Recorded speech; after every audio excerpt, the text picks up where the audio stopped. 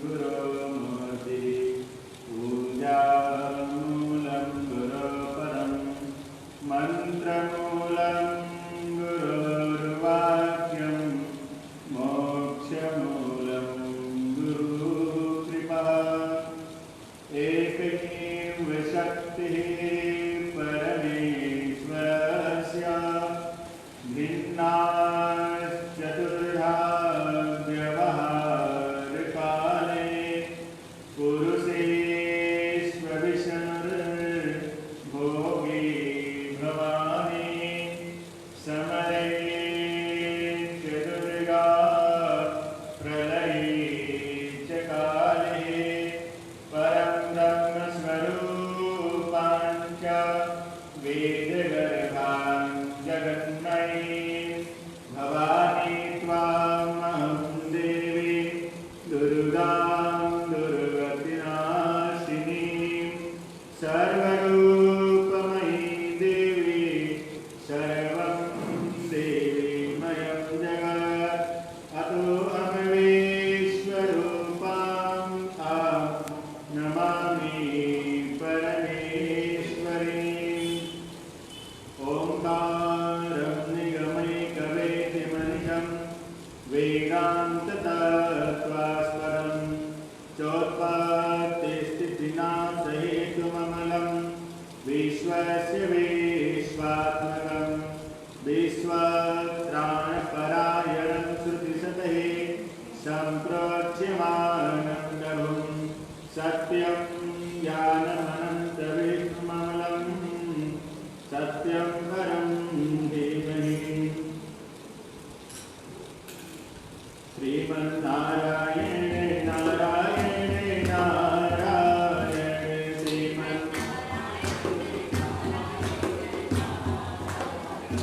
श्रीमन्नारायण नारायण नारायण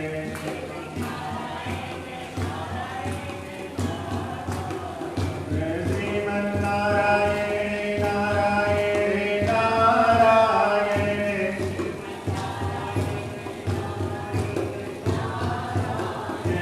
सतगुरु नारायण नारायण नारायण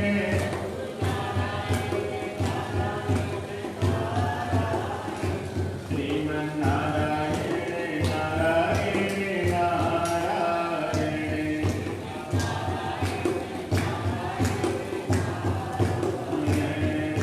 श्रीमन्नारायण नारायण नारायण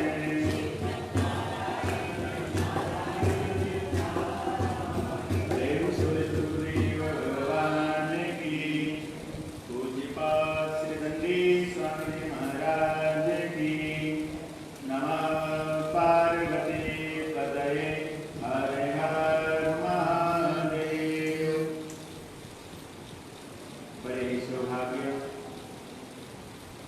एवं आनंद की बात है हम और आप सभी लोग परम पूज्य अनंत श्री विभूषित परिव्राजकाचार्य विद्वत शिरोमणि गुरुवंश पुराण के रचयिता पूज्यपाद श्री दंडी स्वामी जी महाराज की अध्यक्षता में बैठकर उनके पावन सानिध्य को प्राप्त करके हम श्री पूज्यपाद गुरुओं की स्मृति दिवस को मना रहे हैं और इस पूरे आयोजन की देखरेख करने वाले आए गए की व्यवस्था करने वाले कर्मठ विद्वान आचार्य संजय पंडित जी एवं श्रद्धामयी माताओं बहनों एवं बुजुर्गों, हम और आप सभी लोग आज तीसरा दिन है, 2 दिन से श्री रामचरितमानस की ज्ञान गंगा को श्रवण कर रहे हैं। माता सती के चरित्र को सुना, जयंत के चरित्र को सुना, सुनकर के निष्कर्ष क्या निकला? संशयात्मा विनश्यति। संशयात्मा विनश्यति माने जिसके मन के अंदर संशय उत्पन्न हो गया, जिसके मन के अंदर शंका उत्पन्न हो गई, जिसके मन में आ गया क्या होगा अथवा नहीं होगा, काम बनेगा कि नहीं बनेगा, जिस कार्य की मैं अभ्युदय करने जा रहा हूँ, जिस कार्य को हम प्रारंभ करने जा रहे हैं, इस कार्य में हमें सफलता मिलेगी अथवा नहीं मिलेगी, यानी कि संशय। और कहते जिस कार्य में संशय उत्पन्न हो जाएगा वो काम तो पहले ही आधा खराब हो जाता है, और आधा कहते मंजिल पर चलने पर खराब हो जाता है। शास्त्रों को जब उठाकर देखेंगे, अर्जुन महाभारत की तैयारी में युद्ध भूमि के ऊपर खड़े हुए हैं और उनके मन में द्वंद्व चल रहा है कि क्या होगा। कोई पक्की बात नहीं कि मैं हारूंगा कि जीतूंगा, और बारंबार जब निराश हो गए, कोई रास्ता कोई मार्ग नहीं दिखाई दे, तो क्या कहा भगवान श्री कृष्ण से, शिष्यस्तेहं साधिमां त्वां प्रपन्नम। हे प्रभु, हे कृष्ण, आज मैं आपको सखा मान करके कुछ नहीं पूछ रहा हूँ, आज मैं आपको अपना भाई मान करके कुछ नहीं पूछ रहा हूँ, आज मैं इस संसार में अपना गुरु मान करके मैं आपकी शरण में आया हूँ। शिष्यस्तेहं, मैं आपका शिष्यत्व स्वीकार करता हूँ, मैं आपका शिष्य बनने को स्वीकार करता हूँ, और मुझे शिष्य के रूप में स्वीकार करें और मुझे ज्ञान दें। इस समय इस परिस्थिति में हमें क्या करना चाहिए? मेरी बुद्धि संशय में फंस गई है और कोई भी निर्णय लेने में सक्षम नहीं है। मैं बीच धार में फंसा हुआ हूँ, यही समझ में नहीं आता मैं युद्ध करूँ कि न करूँ। सामने एक तो मेरे अपने खड़े हैं, इनको मारने में मुझे लज्जा और शर्म की बात आएगी कि मैं धन के लिए, राज के लोलुप में, राज को हड़पने के लिए, राज को प्राप्त करने के लिए आज मैंने अपनों का ही वध करके अपनी गद्दी को हथिया लिया। तो आज श्री कृष्ण को अपना गुरु माना, और कहते ना कृष्णम वंदे जगत गुरु। भगवान श्री कृष्ण क्या है? जगत के गुरु हैं, ज्ञान दाता हैं, ज्ञान प्रदाता हैं। और आज हम गुरुओं की स्मृति दिवस को मना रहे हैं, पुण्य तिथि को मना रहे हैं। लेकिन जैसे अर्जुन ने विश्वास करके भगवान की शरण में गए और अर्जुन को उपदेश भगवान श्री कृष्ण ने पूरी गीता में दिया। आप ध्यान में रखना, उपदेश एक श्लोक में भी हो सकता था, लेकिन 18 अध्यायों में उपदेश दिया, क्योंकि जिसकी बुद्धि डामाडोल हो जाए ना, कहते श्रुति विप्रतिपन्ना थे। श्रुति माने स्मृति। जब व्यक्ति ज्यादा सुन करके भी, ज्यादा पढ़ करके भी और ज्यादा घूम करके भी हताश निराश हो जाता है ना, क्योंकि शास्त्र में तो बहुत सारी बातें लिखी हैं, ये भी करो, ये भी करो, ये भी मानो। लेकिन हम श्रुति विप्रति माने सुन करके जिसकी बुद्धि विप्रतिपन्न हो गई, माने क्षीण हो गई है कि मैं कर्तव्य क्या है, अकर्तव्य क्या है, इसका निर्णय लेने में जिसकी बुद्धि कहते काम नहीं करती, उसे क्या करना चाहिए? जैसे अर्जुन ने भगवान की शरण में गए, ऐसे भगवान की शरण में जाना चाहिए। तो भगवान कहाँ मिलेंगे? अर्जुन को तो भगवान सामने खड़े थे ना, अब हमें कहाँ भगवान मिलेंगे? आपको भगवान कहाँ पर मिलेंगे? तो हम श्लोक बोलते ना, गुरुर् ब्रह्मा गुरुर्विष्णु गुरुर्देवो महेश्वरा गुरु साक्षात परम ब्रह्मा तस्मै श्री गुरुवे नमः। माने इस संसार में नारायण ही गुरु के रूप में अवतरित होते हैं, और कहते उनका सब पूर्व जन्म का ही होता है। भगवान कहते जब मैं किसी के ऊपर कृपा करता हूँ तो उसके जीवन में गुरु को भेज देता हूँ। गुरु का मतलब जो सन्मार्ग दिखाने वाले हैं, जो अच्छे रास्ते पर चलाने वाले हैं, जो अच्छा रास्ता बतला करके क्या करते हैं? गुरु ब्रह्मा, ब्रह्मा जी का काम क्या है? सृष्टि बनाना। और गुरु ब्रह्मा गुरु विष्णु, विष्णु जी का काम क्या है? कहते पालन करना। और फिर क्या कहते? भगवान शिव जी का गुरु विष्णु महेश्वर, कहते महेश्वर का काम है संहार करना। गुरु जी भी भगवान 3 काम करते हैं, पालन करना यानी कि बनाना, बनाने के बाद में पालन करना, और पालन करने के बाद में उनका संहार कर देना। तो बनाते क्या है? कहते इस संसार में अनेक जन्म जन्मांतरों के जो काम रूपी वासनाएं अथवा जो इच्छा शक्ति विराजमान है, जो वासनाएं भगवत चर्चा सुनने नहीं देती, जो वासनाएं भगवान के सत्संग घर में जाने नहीं देती, जो वासनाएं भगवान भगवान का नाम जपने नहीं देते, वह वासनाएं काम, क्रोध, लोभ, मोह, ईर्ष्या, द्वेष ये सब मत्सर हैं। और कहते प्रभु भगवान के दरबार में बैठने का तरीका, भगवान को अपनाने का तरीका क्या है? कहते निर्मत्सराणाम सताम, निर्गता मत्सरा ये निर्मत्सरा, माने भगवान को कौन प्राप्त कर सकता है, गुरु का प्यारा कौन हो सकता है, गुरु को अपना कौन बना सकता है, गुरु की सेवा कौन कर सकता है? तो कहते निर्मत सराणाम सताम, जो निर्मत्सर हो गया, जिसके अंदर से वासनाएं खत्म हो गई। निर्मत्सर किसे कहते? तो कहते निर्गता मत्ता अग्रेसति। देखो तो सही, संसार में ये मेरे से आगे निकल गया है। देखो तो सही, मेरा तो पुराना घर आज भी वही है और मेरा पड़ोसी तो 4 घर बदल चुका है। और अब तो पहले उसके पास तो 50 गज का मकान था, अब तो प्रभु 500 के गज में कोठी बना करके आलीशान रहता है। ये क्या है? मत्ता अग्रेसति, माने उस मेरे आगे से निकल गया। हमारे घर में अंधेरा क्यों है? हमारे घर में दुख क्यों है? हमारे जीवन में कष्ट क्यों है? हमें इसकी परवाह नहीं है। लेकिन पड़ोसी के घर में, सामने वाले के घर में उजाला क्यों हो रहा है? ये प्रकाश क्यों आ रहा है? हम उसके प्रकाश को मिटाने का कर्तव्य करते हैं। हम उसके प्रकाश को अंधकार में बदलने का तरीका ढूंढते हैं। कहते इसका नाम निर्मत्सर है। कहते एक मच्छर होता है, एक मत्सर होता है।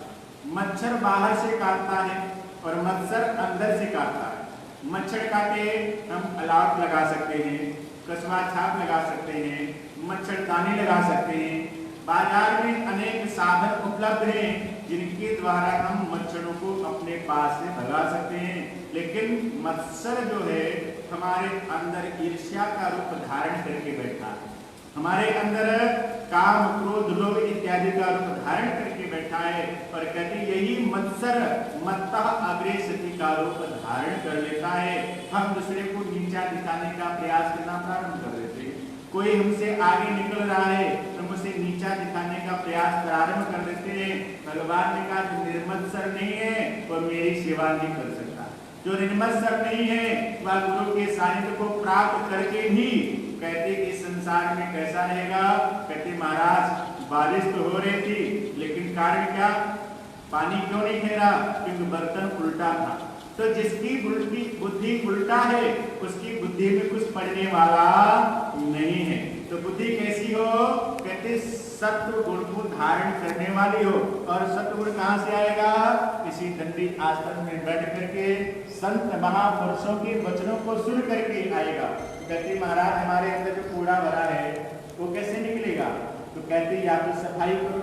अगर सफाई नहीं कर सकते तो टोटी के नीचे बर्तन को खोल करके रख लो और कहते पानी गिरता रहेगा और कूड़ा धीरे धीरे निकलता रहेगा, एक दिन बर्तन साफ हो जाएगा। ऐसे ही सुनो, कानों के द्वारा जब हम सुनेंगे हमारे अंतःकरण में जब संत महापुरुषों की वाणी अमृत का रूप धारण करके जब प्रवेश करेगी तो जाते जाते धीरे धीरे धीरे धीरे जितना भी कहते मल विराजमान है हमारे अंदर जो मत्सर विराजमान है क्या होगा?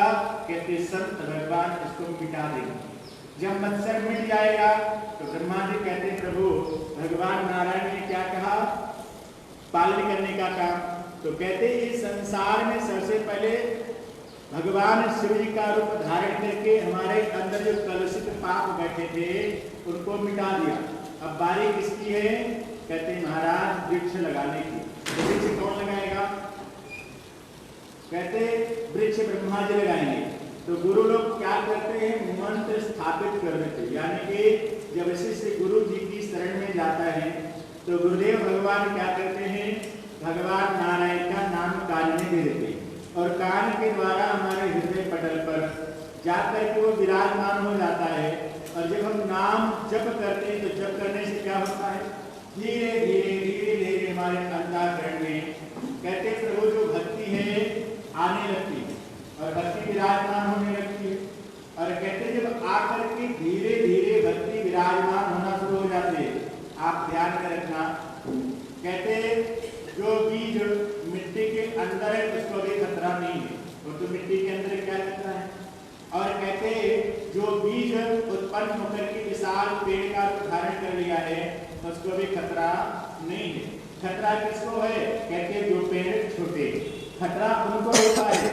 छगड़े खा सकती है, बकरे खा सकती है, कीड़े लग सकते हैं, कोई तोड़ सकता है, कोई खाल के लिए जा सकता है, कुछ भी कर सकता है क्यों छोटा पेड़ है।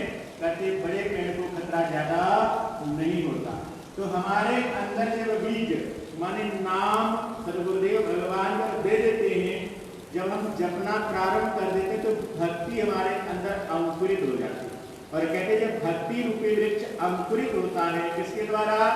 भाई भगवान गुरुदेव ने ब्रह्मा जी का काम किया, यानी कि नाम रूपी वृक्ष को तो लगा दिया, उत्पन्न हो गया, लेकिन अब कहते दूसरा रूप धारण करेंगे। क्या रूप धारण करेंगे?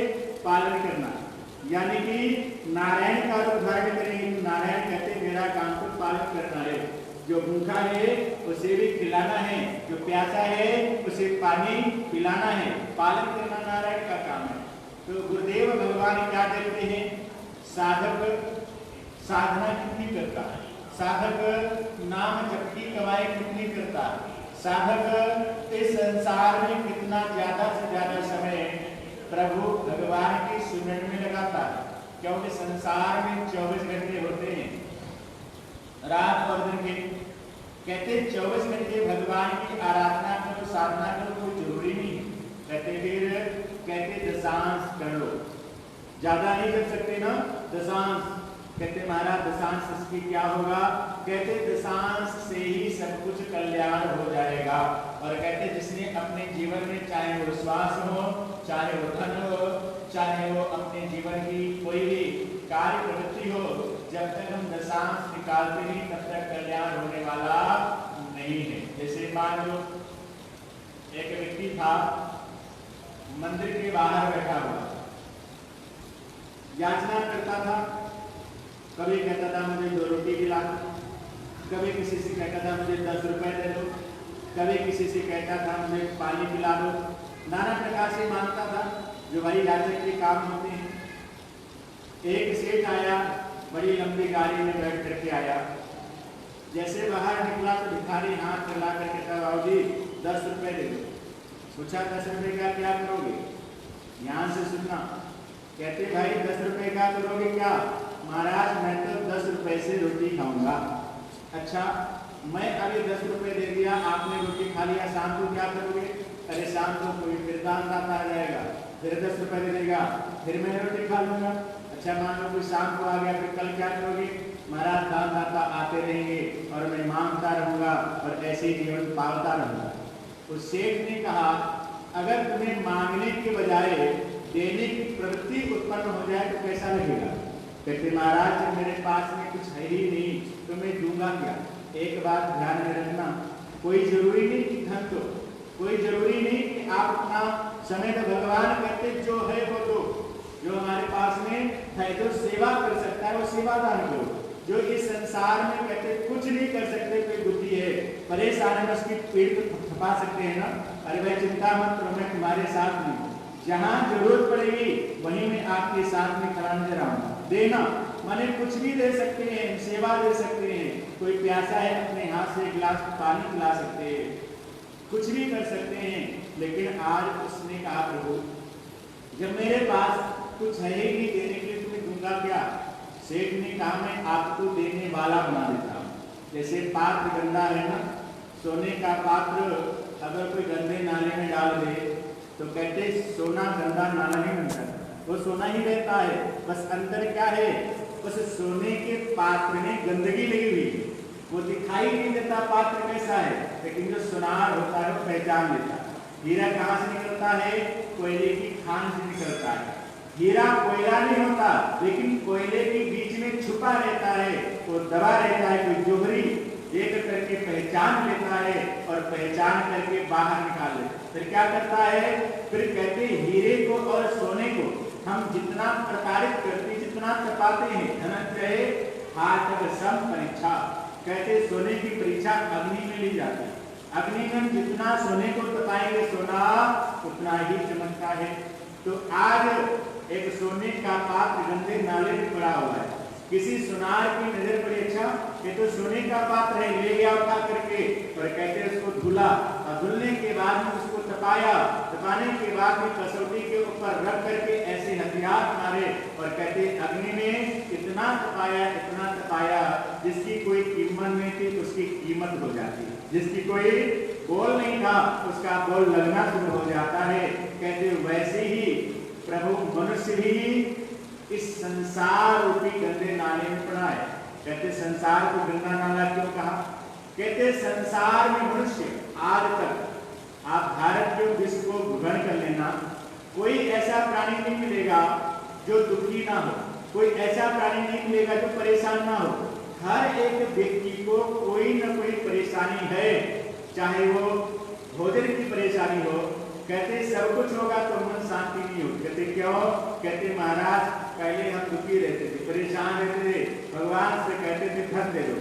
कहते जब से उन्होंने धन दिया ना, कहते धन तो आ गया लेकिन रात की नींद चली गई, चैन चली गई, और हर समय अब एक ही चिंता लगी रहती है फैक्ट्री में घाटा न हो जाए, कहीं घोटाला न पड़ जाए। तो महाराज मैं बहुत परेशान, बहुत दुखी रहता हूँ, हताश और निराश रहता हूँ। किसी ने कहा कोई तन दुखी, कोई मन दुखी, कोई धन बिन राहत उदास, और थोड़ा थोड़ा सब दुखी सुखी राम का दास। अगर राम के सेवक बन जाए, हम स्वामी के परम भक्त बन जाए तो क्या होगा? कहते महाराज सुखी सुख मिलेगा। कहते क्यों? कहते भगवान का नाम क्या है? सुख का स्वरूप, आनंद स्वरूप हम भगवान को कहते हैं। और कहते जो हमारे पास में हम दे, जो हमारे पास में है हम दे दें, और जो भगवान के पास में होगा भगवान दे देंगे।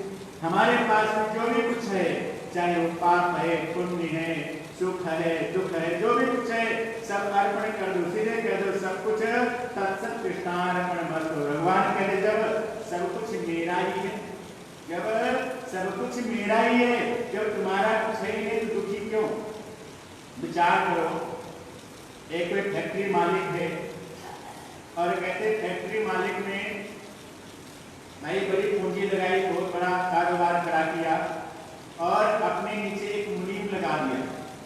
कहते महाराज मुनीम दिन रात मेहनत करता है, खूब काम करता है, लेकिन कहते फैक्ट्री में अगर अत्यधिक लाभ हो तो प्रसन्नता किसको होती है? मालिक को। अगर फैक्ट्री में घाटा हो जाए तो कहते दुख किसको होता है? कहते मालिक। कहते मुनीम को कोई परवाह नहीं, वो तो क्या कहता मेरा काम है काम करना, मैं तो काम करूंगा, घाटा और नाफा तो मालिक जाने, यहाँ नहीं तो कहीं और से ही काम तो मेरे को मिल ही जाएगा। इस कारण वह मुनीम कभी भी दुखी, कभी भी परेशान नहीं होता। संसार में अगर आप मालिक बन करके अपना जीवन व्यतीत करना चाहेंगे तो हानि को भी सहन करना पड़ेगा और लाभ को भी सहन करना पड़ेगा। लाभ होगी तो प्रसन्नता है, और कहते प्रभु हानि होगी तो दुख आएगा। उसी प्रकार से इस संसार में अगर मालिक किसी को बनाना है तो अपने जीवन का मालिक परमपिता परमेश्वर को बना लो। और कहते हैं भगवान हमारे जीवन के मालिक बन गए तो हमें परेशानी किस बात की? वो कभी भी हमें हताश और निराश, कभी भी दुखी होने नहीं देंगे। आज भिखारी जो मंदिर के बाहर बैठा था ना, उसके ऊपर भी भगवान की कृपा हुई है, क्योंकि भगवान ही कोई न कोई रूप धारण करके आते हैं, तब किसी को कोई सहायता देता है, नहीं तो इंसान तब किसको कौन सहायता देता। अगर कोई कहता मैं देता हूँ ना कोई देने वाला, और कोई कहता मैं लेने वाला हूँ ना कोई लेने वाला, ना कोई दे सकता है ना कोई ले सकता है। कहते भगवान ही हर एक किसी को कोई न कोई रूप धारण करके कभी निमित्त बन जाते हैं और कभी निमित्त बना देते हैं। तो आज उस भिखारी के पास में सेठ ने कहा आप मेरे साथ में चलो, मैं आपको काम करवा देता हूँ। भिखारी ने कहा मालिक काम तो करवाएंगे, पक्की बात है, लेकिन एक बात तो बताओ, मैं बात दशांश की कर रहा हूँ, एक बात तो बताओ प्रभु, जब सारा काम आपका होगा, फैक्ट्री आपकी, कारोबार आपका, ग्राहक आपके, तो मुझे क्या मिलेगा? मुझे कोई तनख्वाह मिलेगी अथवा दिहाड़ी लेबर मिलेगी, क्या मिलेगा? तो कहते नहीं आप मेरे साथ में चलो तो सही, आप घबराने की जरूरत नहीं है। लेकिन कहते मनुष्य जितना घबराता है उतना तो कोई नहीं घबराता है, और जितनी चिंता मनुष्य करता है इतनी चिंता भी कोई नहीं करता है। और कहते मनुष्य हर्ष में अगर परेशान है ना तो कल के लिए परेशान, कल क्या होगा। अगर मनुष्य सबसे ज्यादा परेशान है ना तो जीवन में क्या होगा। और कहते अगर धन कमा करके कोई रखता है तो मनुष्य रखता है, इसलिए मनुष्य पूछो काम क्यों करते हो, तो अंगुली दिखाता है पेट के लिए। क्या दिखाता है, मैं पेट के लिए काम करता हूँ। 84 लाख योनियां हैं, 84 लाख योनियों में सिर्फ एक ऐसा मनुष्य है जो पेट के लिए काम करता है। लेकिन क्या विश्व में आज तक ऐसा कोई सम्राट, ऐसा कोई निर्धन मिला जो कह दे कि आज मैं मेरा पेट भर गया है, अब मुझे किसी चीज की जरूरत नहीं है। चाहे कोई गरीब है चाहे कोई अमीर है, ये मनुष्य का पेट कभी भरता नहीं है। किस कारण वो परेशान रहता है, चाहे पशु हो चाहे पंछी हो चाहे अन्य योनियां हो, वो कभी भी काम नहीं करते। पंछी को भूख लगी उड़ करके जाते अपना चुगा चुग करके आ जाते, प्यास लगती है जाते पानी को थोड़ा पिया और पी करके वापस आ जाते। पशु पक्षी कभी भी संग्रह नहीं करते, संग्रह मनुष्य करता है, और इस संग्रह रूपी प्रवृत्ति के कारण वह परेशान रहता है। तो कहते प्रभु उस भिखारी याचक कहता महाराज मैं इतनी जल्दी आपके साथ चलने वाला नहीं, मैं आपके साथ। कहते क्यों, कहते मुझे विश्वास नहीं है भाई। कहते बिन विश्वास द्रवण नहीं, ते बिन मिलन राम। राम भजन बिन सपने हो, जीवन लाभ विश्राम। कहते इस संसार में बिन विश्वास द्रवण नहीं, बिना विश्वास के इस संसार में कोई काम नहीं।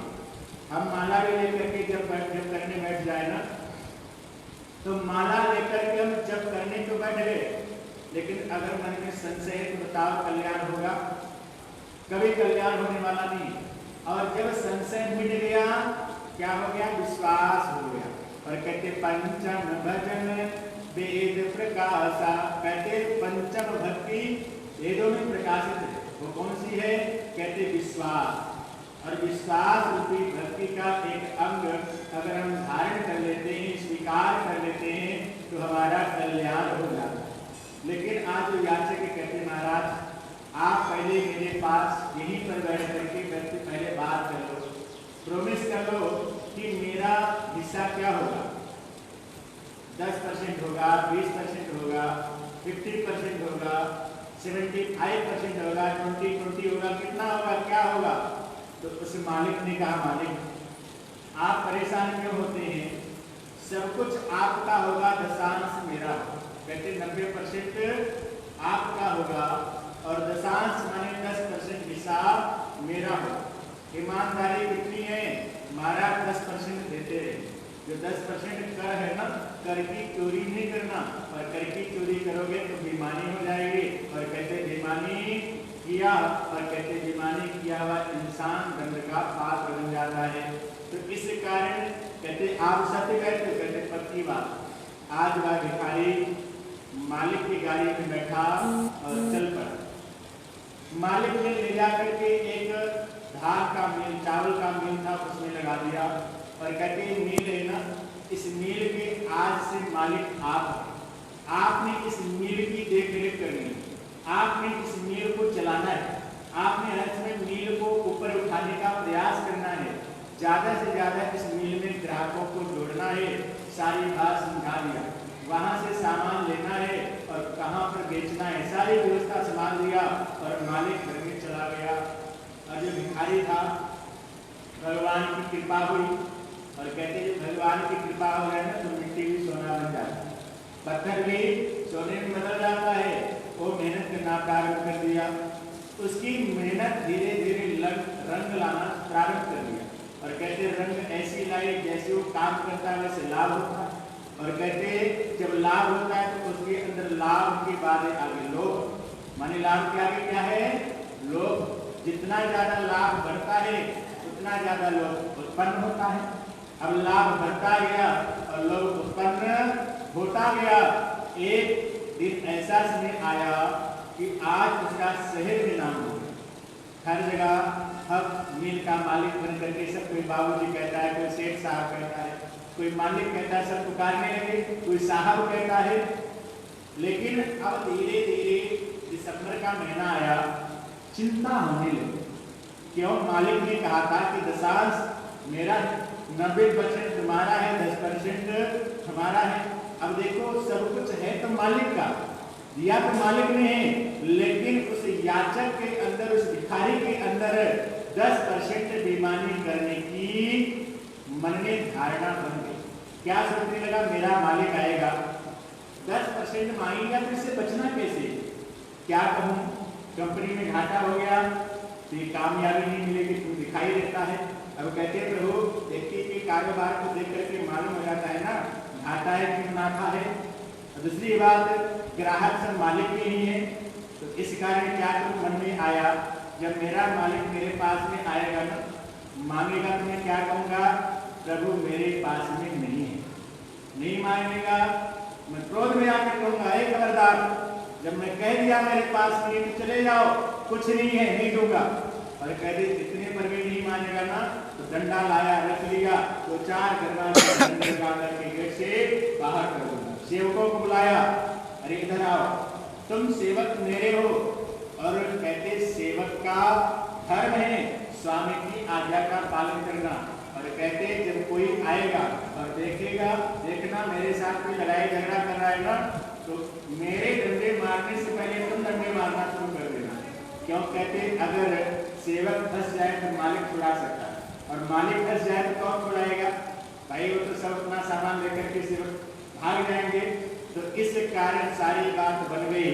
और जैसे ही दिसंबर का महीना बीता, जनवरी महीना आए, 1 जनवरी को मालिक ने गाड़ी उठाई और आज भिखारी के दरबार में पहुंच गया। घंटी बजाता है, सुनता है, कैमरे में देखता है कि भाई मालिक मेरा आया, लेकिन अब मन में खलबली मच गई है, डर उत्पन्न हो गया है, भय उत्पन्न हो गया। मैं क्या करूं? सेवकों को कह दिया कि गेट खोलना नहीं। अब सेवक भी गेट खोलने के लिए तैयार नहीं है, लेकिन मालिक तो मालिक होता है। उसने जैसे तैसे भाई वो और भी दरवाजे थे, उसके द्वारा अंदर गया तो क्या देखा, वो सोफे पर बैठा हुआ बड़ी गरम गरम सांसें ले रहा है। पूछा, रे सब ठीक तो है ना, तबीयत ठीक है? तो कहता नहीं, तबीयत बिल्कुल भी ठीक नहीं है। अरे क्या बात है, घर में सब कुशल मंगल है, घर में नहीं ठीक नहीं है? अरे काम तो ठीक चल रहा है, अरे काम का तो सत्यानाश हो गया है। अच्छा क्या बात हुई?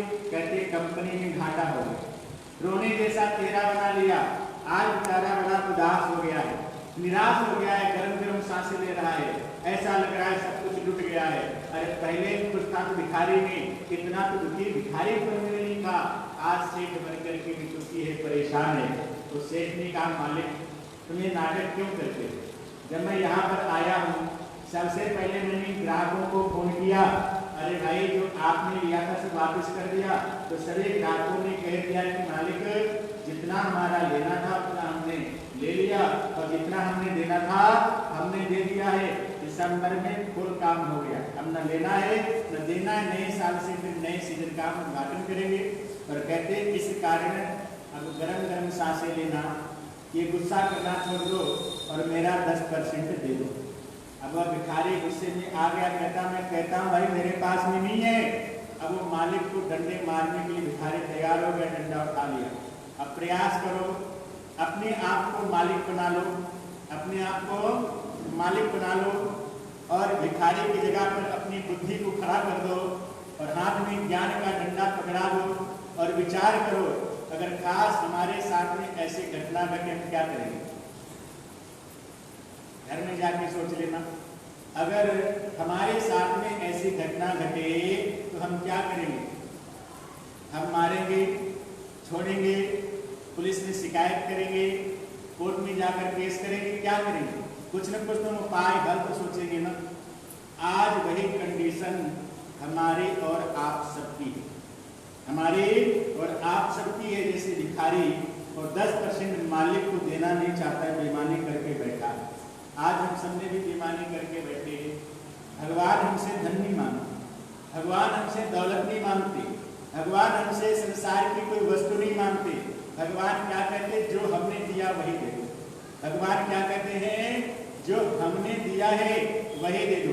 तो मनुष्य के पास में सबसे बड़ी धरोहर क्या है? मनुष्य के पास में सबसे बड़ा धन क्या है?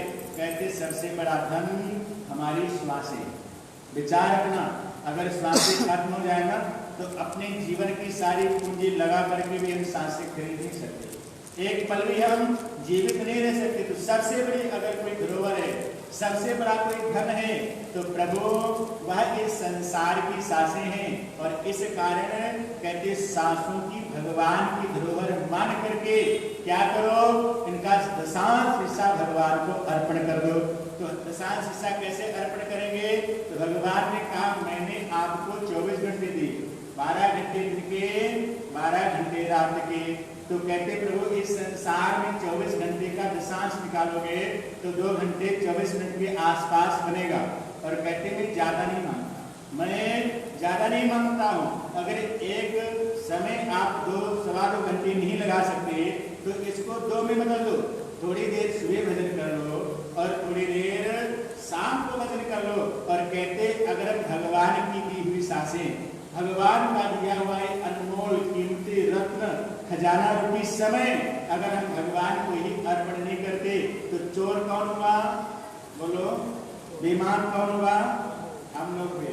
जैसे वो बेईमान था ऐसे हम लोग बेईमान हैं। तो भगवान कहते प्रभु मैंने आपको समय दिया तो दशांश समय दान करो। तो दशांश जब हम समय दान करते हैं तो कहते उस समय में क्या करो, भगवान को अपने आप को अर्पण कर दो और विश्वास अपने मन में धारण कर लो। और कहते जब तुलसीदास जी ने मंगलाचरण किया तो क्या कहा कि इस संसार में भवानी शंकर वंदे श्रद्धा विश्वास रूपिण। भवानी और फिर शब्द आया शंकर जी का, और फिर क्या है श्रद्धा। श्रद्धा कौन है? भवानी। और विश्वास कौन है? भगवान शिव जी। एक बात ध्यान में रखना, हमारे अंदर श्रद्धा जितनी मर्जी हो, हमारे अंदर श्रद्धा जितनी मर्जी हो, अगर विश्वास नहीं है ना तो हमारी श्रद्धा कुछ भी काम करने वाली नहीं है। और कहते इस संसार में श्रद्धा रूपी भवानी, श्रद्धा रूपी सती जब अपने पिताजी के घर में गई थी तो कैसे गई थी? विश्वास के बिना गई थी। विश्वास रूपी भगवान ने मना किया था, हे सती आपके अंदर पिताजी के प्रति श्रद्धा तो है लेकिन विश्वास नहीं है। इस कारण विश्वास रूपी मैं तो यहीं पर हूँ, क्योंकि पति पत्नी को अर्धांगिनी कहा गया। माने शादी के बाद में पति पत्नी देखने में 2 अलग अलग है लेकिन वस्तुतः दोनों एक होते हैं। जैसे कहते भगवान ने एक रूप धारण किया था ना, अर्धनारीश्वर। अर्धनारीश्वर में अपना आधा अंग स्त्री का और आधा अंग पुरुष का दर्शाया। उन्होंने यही बताने का प्रयास किया हम देखने में 2 हैं लेकिन वस्तुतः दोनों एक है। तो आज माँ भगवती जा तो रही है, माने श्रद्धा रूपी अपने अंग को लेकर जा रही हैं लेकिन विश्वास रूपी अंग को घर में छोड़ करके जा रही हैं, यानी कि भगवान शिव जी को साथ में नहीं ले जा रही। और संसार में हम कोई भी कार्य करें, हम कोई भी कर्म करें, कहते जितनी मर्जी श्रद्धा से करें लेकिन अगर विश्वास नहीं है तो हमारा कार्य निष्फल हो जाता है। सबसे बड़ी क्या होनी चाहिए? श्रद्धा होनी चाहिए। और कहते महाराज सब कुछ उत्पन्न हो सकता है, सब कुछ बन सकता है लेकिन श्रद्धा का बनना कहते कांटे पर चलने के बराबर है। कहते क्यों? कहते श्रद्धा कब डामाडोल हो जाए कोई पता नहीं है। कहते ऐसा? हाँ। तो कहते जब विश्वास की व्याख्या कर रहे थे भागवत में विश्वास के ऊपर तो उन्होंने भी दृष्टांत दिया छोटा सा। उन्हें दृष्टांत के रूप में समझाने का प्रयास किया कि गुरुजी रहते थे, गुरुजी के पास में एक पारस पत्थर था, चारों तरफ आवाज मच गई। गुरुजी के पास, महात्मा जी के पास पारस पत्थर है, फर्श में दर्शनों की झड़ी लगी रहती थी। एक गांव में लोभी और लालची रहता था, उसके मन में आया महात्मा जी के पास पारस पत्थर रखा है कि सोना बनाते नहीं, टूटी फूटी झोपड़ी में रहते हैं, बारिश होती सारा पानी झोपड़ी में चूता है। अरे मैं ही जाता हूँ पारस पत्थर मान के ले आता हूँ, मैं गाँव का सबसे बड़ा सेठ बन जाऊंगा। विश्वास की बात। अब गुरु जी के पास में गया, साष्टांग दंडवत लेके गया। भाई कुछ पाने के लिए कुछ खोना पड़ता है ना, तो दंडवत ले गया, 4-5 मिनट खूब नाक रगड़ा। नाक रगड़ने के बाद में और कहते महाराज ज्यादा मीठी वाणी बोले ना, समझ लेना खतरा है। आपने देखा होगा जो तोता है ना, तोता कितनी मीठी वाणी बोलता है, लेकिन उसका आहार क्या है? मिर्ची का, मिर्ची खाता है। मोर को देखा, मोर देखने में कितना सुंदर होता है, उसका आहार क्या है? सांपों का, वो सांप खाता है। तो कहते इस संसार में कोई मीठा बोले तो इसका मतलब ये नहीं हमारा हितैषी है, हमारा परम स्नेही है। इसका मतलब कुछ न कुछ स्वार्थ है। क्यों? स्वार्थ लागे करहि सब प्रीति, स्वार्थ लागे करहि सब प्रीति, सुर नर मुनि सब किया रीति। इस चौपाई का उत्तर तुलसीदास जी ने उत्तर कांड में दिया। क्या कहा? कहते इस संसार में जहीं ते निज कुछ स्वार्थ होए, जहीं ते निज कुछ स्वार्थ होए, तेहि पर ममता कर सब कोई, तेहि पर ममता कर सब कोई, सुर नर मुनि सब किया रीति, स्वार्थ लागे करहि सब प्रीति। इस संसार में स्वार्थ लागे करहि सब प्रीति। अगर किसी की हमारे ऊपर प्रीति है, किसी का हमारे ऊपर प्रेम है, किसी का हमारे साथ में अगर स्नेह जुड़ा है, कहते संसार में 2 व्यक्ति ऐसे बताए जिनको स्वार्थ और ममता से ही बताया।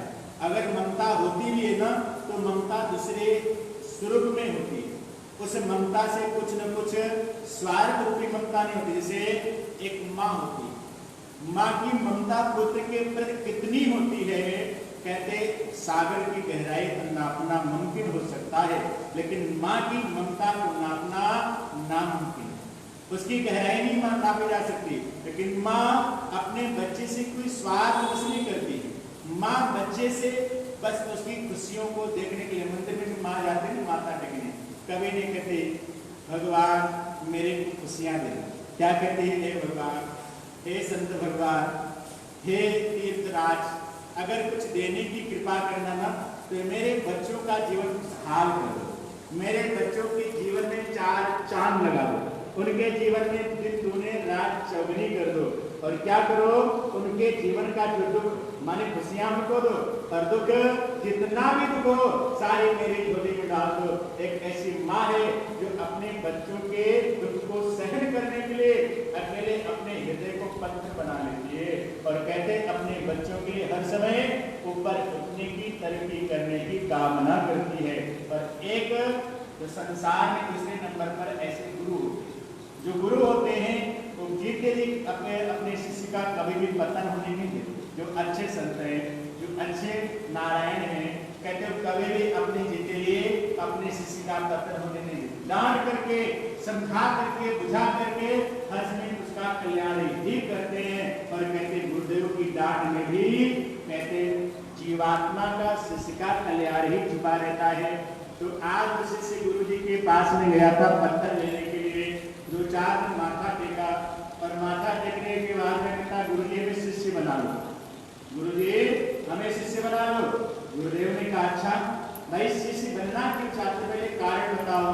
तो पहले तो छुपाता रहा, और गुरुजी भी कहते रहे जब तक आप कारण नहीं बताओगे तब तक मैं मंत्र देने वाला नहीं हूँ। एक दिन मन में आया चलो बता ही देता हूँ, काम तो रिस्क का है, रिस्क ले ही लेता हूँ। कहते जो रिस्क लेता है वो सागर में डूबता है, सागर में तैरता है, उसी को हीरे मोती जवाहरात मिलते हैं। कूद पड़ा वो सागर में, और कहते हैं गुरुदेव आपके पास में पारस पत्थर है, मैं उसके लिए चिला बनना चाहता हूँ, मंत्र लेना चाहता हूँ, और मेरे अंदर का शिष्य बनने की कामना थी ना है और ना भविष्य में हो सकती। गुरुदेव भगवान ने कहा अच्छा अगर आप पारस पत्र लेना ही चाहते हैं तो आप कल आ जाना। कल बुलाए गुरुदेव ने, और उसके कान में नारायण मंत्र दे दिया। कहते कुछ नहीं करना, बस नारायण नारायण नारायण नारायण यही मंत्र का जप करना। कहते अच्छा, तो कहते दीदी मैं मंत्र लेने नहीं आया हूँ, शिष्य ने कहा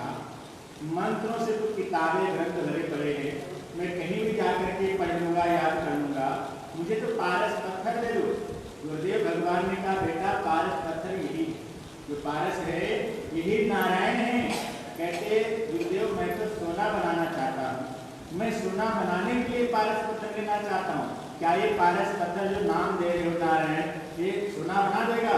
गुरुदेव भगवान ने मंत्र बताया, विधि बताई और कहा कि 24 घंटे इस नारायण का नाम जिस पत्थर के सामने बैठ करके करोगे वो पत्थर सोना में परिवर्तित हो जाएगा। गया पहाड़ों के ऊपर, बहुत बड़ा पहाड़ का पत्थर उठा करके ले आया और अपने गेट को भी तोड़ करके, एकदम बड़ा पत्थर गेट के अंदर नहीं घुसेगा ना, कि हम लोग है ना, लोग किसी को शांति से बैठने नहीं देता, तो इस कारण गेट को तोड़वाया, कमरे के अंदर बिल्कुल रख दिया, बाहर में एक पत्तों की झोपड़ी लगा दिया ताकि किसी को दिखाई दे कि अकस्मात सोना वगैरह ना तो उठा करके चले जाए तोड़ करके। इस कारण अंदर अपनी सुरक्षा लेकर के बैठेगा, नारायण नारायण नारायण नारायण नारायण सोना हो जाए। महाराज कहते 30 घंटा हो गया, उस पत्थर का कोई रंग बदला नहीं।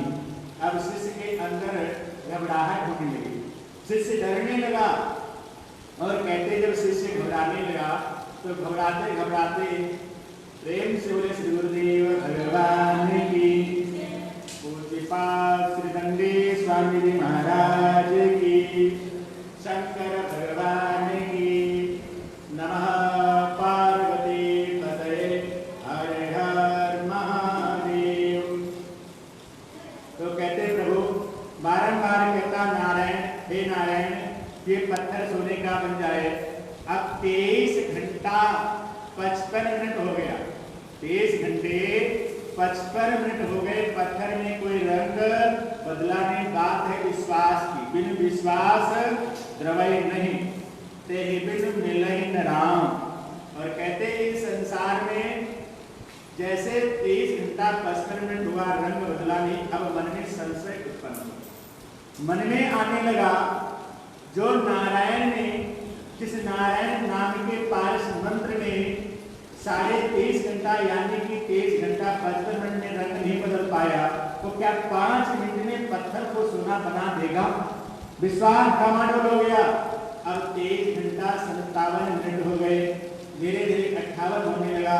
अब मन में आने लगा, लगता कि मेरे को ठग तो नहीं दिया, मैं पारस पत्थर मांग रहा था और अपना पीछा छुड़ाने के लिए नाम ही पकड़ा ले जाओ, रटते रहो जीवन भर, जपते रहो जीवन भर, ना पत्थर सुना होगा और ना तो मेरे पास में आएगा। अब मन में जब ज्यादा घबराहट होने लगी, व्याकुल होने लगा, अब माला भी हाथ से छूटने लगी। अब धीरे धीरे नारायण नारायण होते होते इतना व्याकुल हो गया, इतना धैर्य टूटा, कहते जैसे 23 घंटा 60 मिनट हुए, उससे ने माला को निकाला, पत्थर के ऊपर पड़ गया और कहता जा तू गोबर हो। क्या कहता है? जा तू गोबर हो जा, अगर सोना नहीं हो सकता गोबर ही हो जा। और वास्तव में वो जो पत्थर की शिला थी वो ली गोबर में परिवर्तित हो गई। अब घबराया, मन में डर उत्पन्न हो गया, अब रोने लगा, चिल्लाने लगा, व्याकुल हो गया और दौड़ते हुए गुरु भगवान के पास में, गुरुदेव आपने तो मुझे ठग लिया। गुरु जी ने कहा क्या कहता है? अरे आपने तो ऐसा मंत्र दिया जो सोना में लीद बनाता है, गोबर बनाता है। गुरुदेव ने कहा बेटा कहीं न कहीं पर कुछ न कुछ गड़बड़ है, बता दूसरी बात क्या हुई? जब बार-बार पूछा तो कहता गुरुदेव 23 घंटा 55 मिनट हो गए थे ना, मेरा विश्वास टूटने लगा और जैसे ही 23 घंटा 60 मिनट हुए ना, मेरा धैर्य टूट गया, मेरे अंदर गुस्सा आ गया और मैंने ये नहीं कहा कि सोना हो जा, मैंने कह दिया जा तू गोबर हो जा। तो गुरुदेव ने कहा तेरे अंदर विश्वास नहीं रहा। जब इतनी देर विश्वास रख सकता था तो 5-7 मिनट थोड़ा सा और विश्वास रखता, तो बिन विश्वास प्रवय नहीं। और कहते विश्वास नहीं था, इस कारण गोबर क्या बन गया? कहते पत्थर क्या बन गया? गोबर बन गया। अब उठाओ बाहर ले जाओ। तो इस कारण इस संसार में कई बार हमारा किया हुआ कर्म ही निरर्थक हो जाता है, गोबर बन जाता है। क्यों बन जाता है? क्योंकि विश्वास नहीं है। और कहते इस संसार में जिसने भी जन्म लिया, भगवान श्री राम आए ना, भगवान श्री राम का चरित्र क्या था? कहते रामचरितमानस की कोई अगर एक चौपाई याद कर ले, कितनी ज्यादा चौपाई की जरूरत नहीं है। कहते हर एक चौपाई महापुरुष है, और उस चौपाई में भगवान श्री राम जी को दर्शाते लीलाओं का वर्णन करते तुलसीदास ने क्या लिखा है कि प्रात काल उठे कई रघुनाथा मातु पिता गुरु नाम माता मातु पिता गुरु नाम माता। आजकल जब मैं सत्संग करता हूँ यहाँ तो बेचारे 4 बच्चे छोटे छोटे बैठे हैं पीछे, लेकिन कई बार सत्संग का ऐसा हाल होता है ना, वहां पर वृद्ध लोग माने जिनकी उम्र होती है लगभग 40-50 के आसपास होती है, ऊपर होती माने वृद्ध लोग बैठे दिखाई देते हैं और माताओं और भाइयों से बात करो तो क्या करते महाराज, आजकल बच्चे बड़े शैतान हो गए, बच्चे बात नहीं मानते, बच्चे मेरी सुनते नहीं। अच्छा एक बात बताओ, दवाई किसको जरूरत पड़ती है?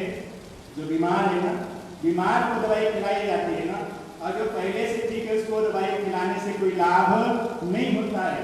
तो ये पुरानी पीढ़ियां हैं, जो पुरानी पीढ़ी है, जो पुराने बुजुर्ग हैं, कहते वो सब संस्कारी थे, वो सब संस्कार से युक्त थे, उनके अंदर गुरुओं के प्रति, संतों के प्रति बड़ी अच्छी भावना थी, श्रद्धा थी। सुबह उठ करके माता पिता को प्रणाम करने का संस्कार था, मंदिर में जाकर के गुरुदेव भगवान के दर्शन करने का, प्रणाम करने का, सेवा करने का, उनकी आज्ञा का पालन करने का संस्कार था।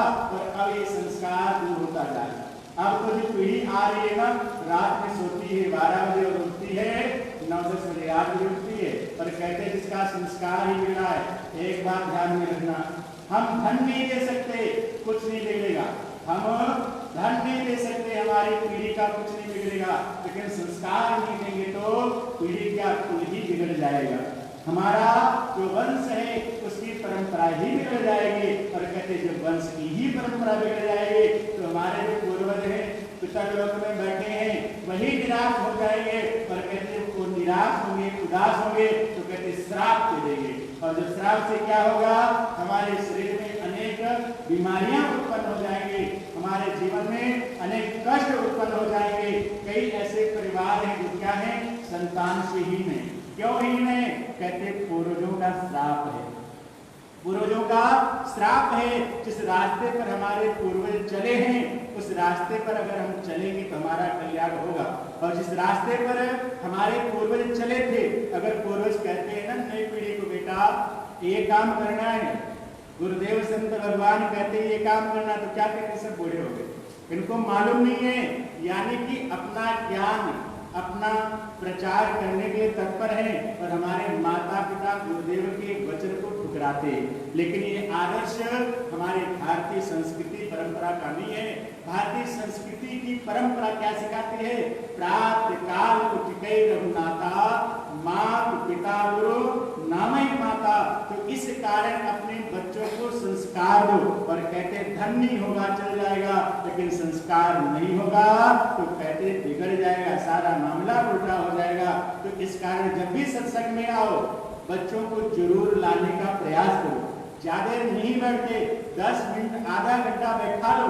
कहते धीरे धीरे जब मंदिर में लाने का प्रयास करोगे ना, पहले माथा टेकेंगे जाएंगे, फिर आएंगे थोड़ी देर बैठेंगे, और कहते थोड़ी देर कर करके कहते एक दिन क्या होगा, वो संस्कारी बन जाएंगे, उन्हें भगवान से संतों से प्रेम हो जाएगा। और कहते जो भगवान का भक्त होगा, संतों का प्रेमी होगा, वो ऑटोमेटिक अपने माता पिता की सेवा करेगा। और जो माता पिता की सेवा नहीं करता, इसका मतलब संस्कार उसका बिगड़ा हुआ है। और कहते संस्कार देने के लिए, संस्कार देने के लिए कहते प्रभु गुरुकुल की प्रथा थी।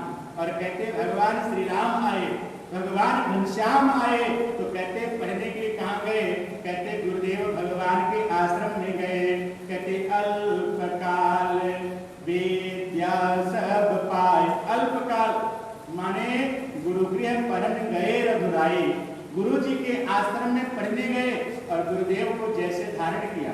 और कहते गुरुदेव की दक्षिणा क्या दी थी? भगवान श्री कृष्ण ने, आपको मालूम है, कहते गुरुपुत्र को ही ला करके दे दिया था। शिष्य की महानता है। और आज तो गुरुदेव भगवान ये कोई दक्षिणा नहीं मांगते, उनकी दक्षिणा क्या है? उनकी दक्षिणा सिर्फ आज्ञा का पालन करना।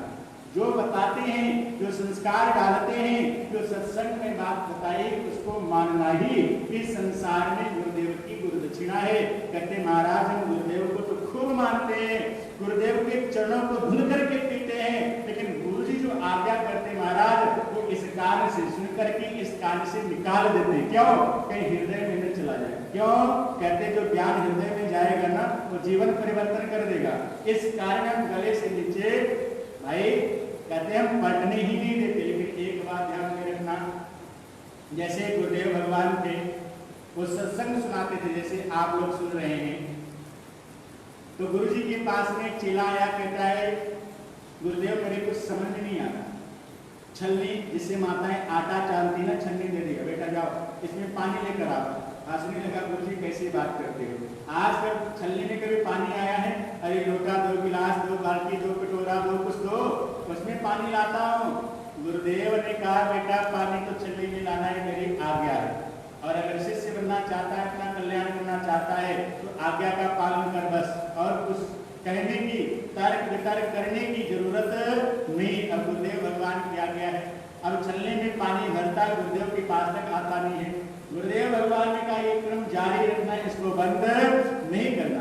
छलनी में पानी लाता है, निकल जाता है, पानी लाता रहा निकलता, लेकिन कहते जहां पर पानी बारंबार डाला जाए वहां पर काई जमना प्रारंभ हो जाती है। अब छलनी में धीरे धीरे काई लगना शुरू हो गई, जो छिद्र बड़े बड़े थे वो छोटा होना प्रारंभ हो गए, जो पानी जल्दी निकल जाता था वो अब धीरे धीरे ठहरना प्रारंभ कर दिया। लेकिन क्या हुआ, ऐसी काई जमी, ऐसी काई जमी, उन काई के द्वारा छलनी के छिद्र बंद हो गए और पानी छलनी में ठहर दिया। और कहते बेटा ऐसे ही जब सत्संग सुनोगे, सत्संग सुनते हो आज समझ में नहीं आता, सत्संग सुनते हो आज पल्ले नहीं पड़ता, सत्संग सुनते हो आपके जीवन में नहीं उतरता, घबराओ मत, घबराने की जरूरत नहीं है, क्रम जारी रखो।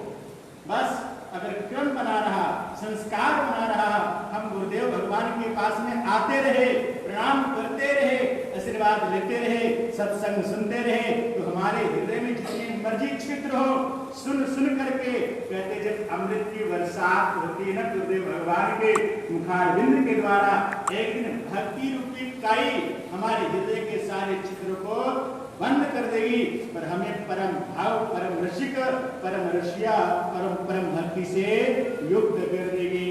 और कहते इस संसार में जो भी आया है गुरु बिनु भवनिधि तरहि न कोई, जो विरंच सम कर सम होई, जो विरंच सम कर सम होई। जो विरंच, विरंची किसे कहते हैं? ब्रह्मा जी। माने अगर कोई ब्रह्मा जी भी क्यों न हो, भगवान शिव जी के समान क्यों न हो, जो इस संसार में आएगा, जिसने जन्म लिया है, कहते उसे गुरु बनाना ही पड़ेगा। गुरु बिनु भाव, क्या कहा? भवनिधि, ये भव सागर है, भव सागर का ज्ञान कौन कराएगा? भव सागर से पार कौन ले जाएगा? भव सागर से उतरने का नौका क्या है, जरिया क्या है? कहते राम नाम की नौका लेकर, राम नाम की नौका लेकर सतगुरु करे पुकार, आओ मेरी नौका में। क्या कहते हैं? आओ मेरी नौका में। गुरुदेव के पास में तो नौका है, और कहते जो नौका में आ जाएगा राम नाम की नौका लेकर, सतगुरु करे पुकार, आओ मेरी नौका में। अगर हम नहीं आते तो गलती किसकी है? गलती तो हमारी है ना।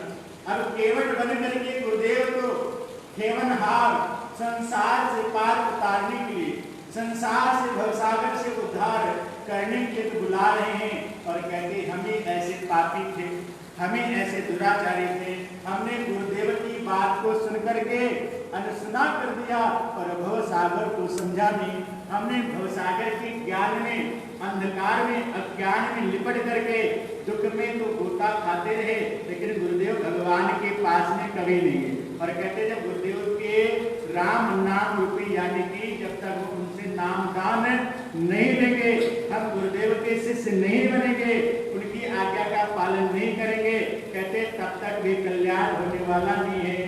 गुरु बिनु भवनिधि, भवसागर कहते सागर दो प्रकार के, सागर है दो प्रकार से।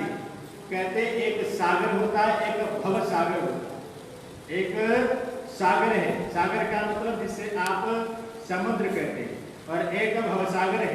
कहते भव सागर क्या है कि संसार है। कहते इस संसार में आप सागर से तो तर सकते हैं, लेकिन भव सागर से गुरुदेव के बिना कभी भी तर नहीं सकते। कहते क्यों? कहते ये भव सागर का नाम क्या है? दुखालयम अशाश्वतम। जब इस भव सागर को, संसार को बनाया तो भगवान ने एक बोर्ड लगा दिया कि संसार का नाम क्या है? दुखालयम, ये दुख का सागर है। और कहते दुख के सागर से मुक्ति कौन कराएगा? कहते गुरु। कहते जो गुरुदेव के शरण में चले जाएंगे। गुरु भगवान का अर्थ ही है जो अज्ञान से प्रकाश की तरफ ले जाए, जो शिष्य के हृदय के अंतःकरण में जन्म जन्मांतर रूपी वासनाएं, जन्म जन्मांतर रूपी जो कहते पाप विराजमान है। कहते जो इन वासना और पापों को विनाश करके, इनको नष्ट करके परम तत्व रूपी ज्ञान को हमारे हृदय में प्रफुल्लित कर दे, ज्ञान रूपी सूर्य को जो उजागर कर दे, कहते उसे गुरु कहते हैं। कहते महाराज सारी बातें तो ठीक है, लेकिन गुरुदेव भगवान के पास में जाने में डर लगता है। क्या लगता है? डर क्यों लगता है? अरे डर नहीं लगता है, इस संसार में जब अग्नि जलती है ना, तो जहां अग्नि जलेगी वहां पर क्या होगा? कहते यत्र यत्र धूमस तत्र तत्र अग्नि। यत्र यत्र जहां जहां धुआं है, इसका मतलब वहां वहां पर अग्नि है। ये कहते ना तर्क संग्रह का सूत्र है। कहते यत्र यत्र धूमस तत्र तत्र अग्नि, माने जहां जहां अग्नि है वहां वहां धुआं होगा, और जहां जहां धुआं होगा वहां वहां पर अग्नि होगी। उसी प्रकार से इस संसार में जब हम गुरुदेव के पास में जाना शुरू करते हैं ना, तो अग्नि जलती यानी कि धुआं होता है।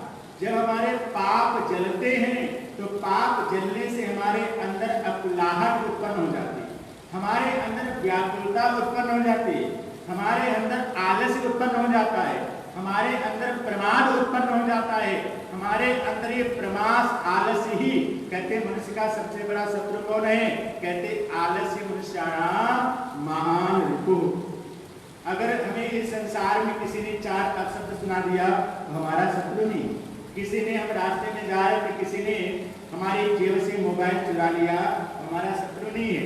हमने एक्टिवा, बाइक, साइकिल, गाड़ी बाहर खड़े कर दिया, उसने चुरा लिया, नुकसान कर दिया, हमारा शत्रु नहीं है। हम इन सब उपकरणों को फिर धन कमा करके खरीद सकते हैं, लेकिन इस संसार में जो हमारे अंदर सबसे बड़ा जो शत्रु है आलस ही मनुष्याणाम, आलस रूपी शत्रु को जब तक हम मारने का प्रयास नहीं करेंगे, आलस को अपने जीवन से नहीं हटाएंगे, तब तक हटने वाला कहते अज्ञान भी नहीं। जब आलस हटेगा फिर अज्ञान हटेगा, जब आलस और अज्ञान हट जाएगा तो ऑटोमेटिक इस संसार में गुरुदेव भगवान के चरणों में प्रेम हो जाएगा। और जब प्रेम हो जाएगा फिर क्या होगा? कहते कठिन प्रेम के पाले पड़कर प्रभु को नियम बदलते देखा। कठिन प्रेम के पाले पड़कर प्रभु को नियम बदलते देखा। अरे अपना मान टले टल जाए, अपना मान टले टल जाए, भक्त का मान न टलते देखा। इस संसार में कठिन प्रेम के पाले पड़कर, अरे आपने देखा होगा, सुना होगा, भागवत में परीक्षित को श्राप मिल गया, अब आज के 7वें दिन आपकी मृत्यु हो जाएगी। कल्याण किसने किया? गुरुदेव भगवान ने किया। माने सुखदेव भगवान ने आकर के उन्हें कथा सुनाई और उनको मुक्ति दे दी। ऐसे राजा खड़वांग हुए, अनेक ऐसे ऋषि हुए जो मैंने गुरुदेव से प्रश्न किया, गुरुदेव आप इस संसार में मुक्ति कितनी जल्दी दे सकते हो? तो कहते इस संसार में जितनी जल्दी मनुष्य कहते घोड़े पर बैठ सकता है, उससे भी कम जल्दी में, एक क्षण में, एक पल में भी मुक्ति दे सकता हूं। तो कहते उस मुक्ति को प्राप्त करने का साधन क्या है? मुक्ति को प्राप्त करने का साधन क्या है? मुक्ति कहते हैं मोक्ष को। तो सबसे पहले हमें ये समझना पड़ेगा कि आखिर में मुक्ति जो हमें गुरु के द्वारा, एक संत भगवान के द्वारा जो मुक्ति का रास्ता मिलता है, जो मुक्ति का मार्ग मिलता है, ये मुक्ति है क्या?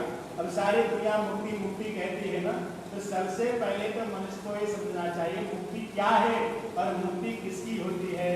तो किसी शिष्य ने गुरुदेव भगवान के पास जाकर पूछा, गुरुजी मैं मुक्त होने के लिए आया हूँ, तो सबसे पहले ये बताओ मुक्ति मेरे शरीर की होगी? कहते ये तो अधम शरीर है, शरीर तो जल करके यही राख हो जाएगा। अरे शरीर की मुक्ति नहीं होती। अच्छा गुरुजी अगर शरीर की मुक्ति नहीं होती है तो मुक्ति किसकी होगी? गुरुदेव ने कहा बेटा मुक्ति का धीरे धीरे क्रम जारी रखो, सत्संग में आते रहना, आपको मुक्ति का साधन मालूम हो जाएगा। नहीं गुरुजी आज ही बताओ क्या मुक्ति इस संसार में मेरी आंख कान जो इंद्रियां हैं, इन इंद्रियों की मुक्ति होगी, सर की मुक्ति होगी, हाथ की मुक्ति होगी, पैर की मुक्ति होगी, संस्कार की मुक्ति होगी, कर्म की मुक्ति होगी, मुक्ति किसकी होगी? तो कहते गुरुदेव ने मुस्कुराकर कहा बेटा इंद्रियों की मुक्ति नहीं होती। कहते अगर मुक्ति किसी की होती है तो कहते मन की मुक्ति होती है। किसकी मुक्ति होती है? मन की मुक्ति होती है। मन के हारे हार है, मन के जीते जीत। कहते मन को जिसके वश में हो गया, मन को जिसने वश में कर लिया और जिसको मन वश में करने का अभ्यास आ गया, तो कहते मन वश में कैसे होगा? वन में मन को वश में करने का तरीका किसके पास है? कहते मन का एकाग्रचित होने का तरीका गुरुदेव भगवान के पास नहीं। जब गुरु भगवान के पास में जाओगे ना तो गुरुदेव भगवान आपको धीरे धीरे कहते क्या करेंगे? ध्यान की तरफ ले जाएंगे, समाधि की तरफ ले जाएंगे और कहते गुरुदेव भगवान के बताए हुए संस्कार के ऊपर जब धीरे धीरे धीरे धीरे धीरे धीरे समाधि लगाना प्रारंभ कर देते, ध्यान लगाना प्रारंभ कर देते। गुरुदेव भगवान के द्वारा प्रदत्त मंत्र का हम जप करना प्रारंभ कर देते हैं तो धीरे धीरे मन शांत हो जाता है। अच्छा एक बात बताओ, नदी चल रही हो, नदी के अंदर बहाव हो, तो क्या हम उस नदी में अपना चेहरा देख सकते हैं? नहीं देख सकते। हम नदी में चेहरा नहीं देख सकते। हम सरोवर में जाते हैं, सरोवर में पानी है, लेकिन पानी क्या है? लहर पानी हिलोरे मार रहा। तो जिस पानी में लहरें उठ रही हैं, तो क्या लहरें उठते हुए पानी में अपने चेहरे को देख सकते हैं? नहीं देख सकते। जैसे लहर उठते हुए पानी में हम अपनी सकल सूरत को नहीं देख सकते, चलती हुई नदी में हम अपनी सकल सूरत को नहीं देख सकते, तो क्या अपने मन रूपी सागर में वासना रूपी तरंगों के उड़ते हुए अपने परम पिता परमेश्वर प्रीतम के प्राणेश्वर के भगवान श्री राधा कृष्ण के भगवान शिव जी के हम दर्शन कर सकते हैं? कभी नहीं कर सकते। जब हमारे मन रूपी सागर की जब लहरें शांत हो जाएंगी, मन रूपी सरोवर की हिलोरें जब बिल्कुल शांत हो जाएंगी, जब बिल्कुल जब एकाग्रचित हो जाएगा और कहते एकाग्रचित हुए मन में हम अपने परम पिता परमेश्वर के दर्शन कर लेंगे और कहते वो परम पिता कोई और नहीं सदगुरुदेव रूपी परमात्मा ही है। कथाएं बहुत आती हैं, उपमन्यु की हैं और भी हैं। उपमन्यु को कहा गुरुदेव भगवान ने बेटा बारिश हो रही है, जाओ बारिश में चले जाओ और खेत के पास में लेट जाना अथवा कुछ भी कर लेना जिसके द्वारा पानी खेत से जाना बंद हो जाए। तो कस्सी उठाई और चला गया। अब कस्सी में के द्वारा तगारी की मिट्टी भरता है और जैसे ही पानी के पास में डालता है दोबारा फिर जैसे मिट्टी लेने जाता है फिर वो सारी बह जाती है। तो उसके मन में आया मैं यहाँ पर लेट जाता हूँ। जैसे लेटा धीरे धीरे धीरे धीरे खेत से पानी निकलना बंद हो गया और कहते जैसे पानी निकलना बंद हुआ वैसे ही कहते प्रभु धीरे धीरे ठंडक कारण मूर्छा आने लगी और ऐसे मूर्छाए करके अचेत अवस्था में लेट गया। और कहते गुरुदेव भगवान सब जाने जानते हैं और उन्होंने अपने शिष्य से कहा भाई उपमन्यु नहीं आया है, मेरा शिष्य नहीं आया है, हमें चल करके देखना चाहिए, हमें चल करके देखना चाहिए। आवाज लगाते शिष्य अरे बेटा कहाँ हो? अरे वो चेतन अवस्था में हो तब बोलेगा, लेकिन देखते देखते क्या देखते शिष्य उनका मूर्छावस्था में लेटा हुआ है। जैसे देखा गुरुदेव ने उसको आवाज दी, मंत्र पढ़ा, चिक्का मारा और शिष्य उठ करके खड़ा हो गया। वही चल करके प्रभु याज्ञवल्क्य ऋषि का रूप धारण करके ऋषि बन करके संसार में लोगों को ज्ञान दिया। तो जिन खोजा तिन पाइया गहरे पानी बैठ, जिसने खोजा उसको मिला, जिसने माना वो बना और जिसने माना ही नहीं वो बना ही नहीं। इस कारण चावल की तरह जैसे अग्नि है ना, अग्नि में हम पानी चढ़ा देते हैं, बटलोई में पानी रख दिया, सबसे पहले पानी गर्म होता है, बटलोई गर्म नहीं, पानी गर्म हुआ, फिर उसमें क्या करते हैं, चावल डाल देते हैं, चावल को ऊपर उबलते हैं और कहते हैं सबसे पहले जब चावल उबलते हैं उसके अंदर क्या निकलता है, मार सबे सिर जो होता है ना, तो कहते जब मार भी निकलना बंद हो जाता है कहते फिर भी वो ऊपर भलकते रहते उबलते रहते हैं और कहते माताएं आती हैं चावल उठाती हैं और ऐसे मसलती है और मसलने के बाद में क्या कहते अभी इनकी है, अभी कच्चा भी वाले इसको पकने दो, अभी इसको और पकने दो। ऐसे हम और आप सभी लोग सब चावल हैं, हमें सबको पकने की जरूरत है। हम पकेंगे कैसे? साधना के द्वारा। हम पकेंगे कैसे? गुरुदेव की बताए हुए मार्ग के ऊपर, कठिन से कठिन मार्ग के ऊपर चलने के लिए जब हम तत्पर हो जाएंगे, साधना रूपी अग्नि में जब अपने आप को तपाना प्रारंभ कर देंगे, तो कहते जब तक किनकी भी बनी रहेगी तब तक कोई भी स्वीकार करने वाला नहीं है, और जब किनकी मिट जाती है तब चावल का नाम परिवर्तन हो जाता है। क्या बन जाता है? चावल से भात बन जाता है। और आपने रामचंद्र मानस का एक दोहा सुना होगा, भोजन करत चपल चित इत उत अवसर पाए, भाज चले किलकट मुख दर भोजन लगता। भगवान को, जैसे भगवान श्री कृष्ण को मक्खन और मिश्री प्रिय है ना, ऐसे भगवान श्री राम को भात, दही भात प्रिय है। ऐसे ही भात और भक्त में कोई अंतर नहीं होता है। भक्त बनने के लिए हमें गुरुदेव भगवान की शरणागति स्वीकार करनी ही पड़ेगी। हमारे और आपके बीच में एक बात अंतिम कह देता, कहते जब तक पेड़ रहता है ना, जब तक पेड़ रहता है तब तक हमें उसकी छाया का तात्पर्य महसूस नहीं होता, हमें छाया की कीमत नहीं मालूम। जिस मनुष्य के पास में खूब खाने पीने की व्यवस्था है उसे अन्न का महत्व मालूम नहीं होता। जिसके ऊपर लक्ष्मी की बड़ी विशेष कृपा होती है ना, उसे धन का अभाव महसूस नहीं होता है। लेकिन कहते प्रभु जो भूखों से परेशान है, जिसके पास खाने के लिए अन्न नहीं है, उसके पास जाकर के पूछो, उसके लिए सूखी रोटियां भी अमृत के समान है। जो प्यास से परेशान है, व्याकुल रेगिस्तान में कोई दौड़ रहा है, किसी के प्यास के हमारे प्राण निकले जा रहे हैं, कहते उसे कोई अगर एक बोतल पानी भी देना तो ये नहीं पूछेगा पानी कहाँ का है, पानी बोतल में भरा तो कहाँ से भरा, सरोवर का है, गंगा जी का है, यमुना जी का है, बोतल अच्छी है, साफ है, दूसरी कैसे, कोई मतलब नहीं। क्यों? उसके प्राण निकले जा रहे थे, पानी की जरूरत, पानी मिला और उसका कल्याण हो गया। तो प्यासा है उसे पानी की कीमत मालूम होती है, और जो भूख से व्याकुल है उसे पेड़ की छाया की कीमत मालूम होती है। ऐसे हमारे और आपके बीच में पूज्यपाद दंडी स्वामी जी महाराज विराजमान है।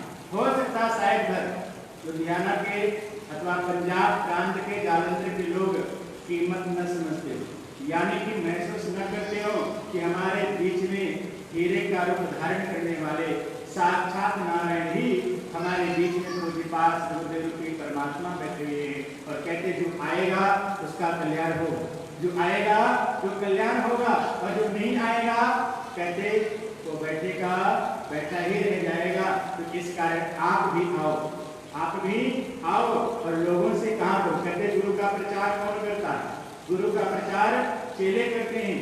और कहते जो चेले गुरु जी का प्रचार करते हैं ना, उनके जीवन में किसी चीज की कोई कमी नहीं रहती है। इस कारण आप भी आया करो। और जो आपके अगल बगल पड़ोसी रिश्तेदार होते हैं ना, आपके घर में फंक्शन होता है ना, हम रिश्तेदारों को फोन कर देते हैं, एक मित्रों को फोन कर देते हैं, कई बार लिखवा दे आते हैं, हम पत्र दे आते हैं, हाथ जोड़ करके आते हैं, महाराज बेटी की शादी, बेटा की शादी, जगराता है जरूर आना। ऐसी है जब गुरु के घर में प्रोग्राम हो प्रोग्राम ना भी हो तब पर भी एक नियम बनाना चाहिए, हम भी गुरु जी के दर्शन करेंगे। और मेरे जान में, हमारे परिचय में, हमारे जहाँ तक सूत्र हैं, कोई भी मिलेगा हम ये कहेंगे आओ दर्शन करो। जलंधर में साक्षात नारायण का रूप धारण करने वाले पूज्यपाद सिद्धेश्वर स्वामी जी महाराज विराजमान है, जो दर्शन करेगा उसका कल्याण होगा। तो इस कारण हम भी दर्शन कर रहे हैं, आप भी दर्शन कर रहे हैं, दूसरों को भी लाएं, अपने जीवन को कल्याण में बनाए। इन्हीं शब्दों के साथ अपनी वाणी को विराम। प्रेम से गुरुदेव भगवान की पूज्यपाद